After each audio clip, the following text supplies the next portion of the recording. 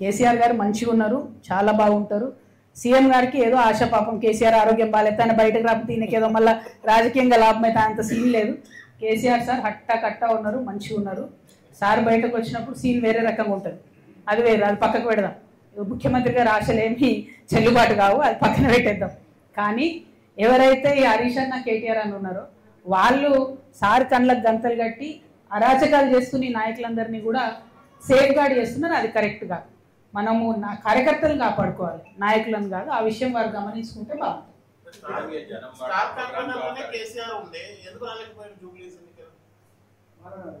నేను BRS party లేని brother, అది వాళ్ళనే అడగాలి.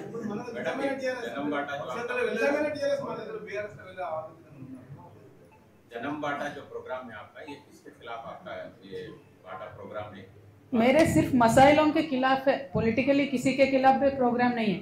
मैं क्या कर रही हूँ साहब, हर एक जगह पे जा रही हूँ, जहाँ जहाँ भी प्रॉब्लम है वो प्रॉब्लम को आपके जरिए हाईलाइट करने का कोशिश कर रहे हैं. इसमें मीडिया का सपोर्ट बहुत है. आप मीडिया के जरिए हम प्रॉब्लम हाईलाइट करेंगे. अब सरकार हुकूमत जितना झुक के काम करेंगे सरकार के लिए अच्छा है, लोगों के लिए अच्छा है. हमारे जैसे ऑर्गेनाइजेशन हमेशा हमेशा अवाम के दरमियान रहने का ही कोशिश करना चाहते हैं. उसी में ये जन्म बाटा प्रोग्राम लिए. Thank you.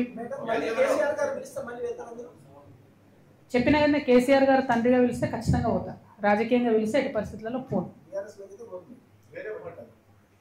ఏ పార్టీలకు నేను ఎందుకు పోతాను? న్యాచురలీ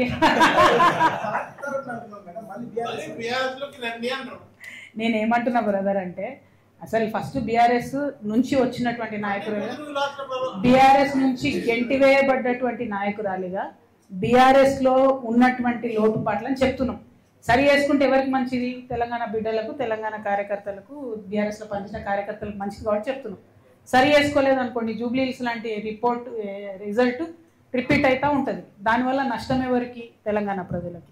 ఓకే, కాబట్టి బీఆర్ఎస్ అనుకున్న స్థాయిలో ప్రజల మధ్యలోకి వచ్చి పర్ఫామ్ చేయలేకపోతే మాలాంటి సంస్థలు ప్రజలకు అండగా నిలబడతాం.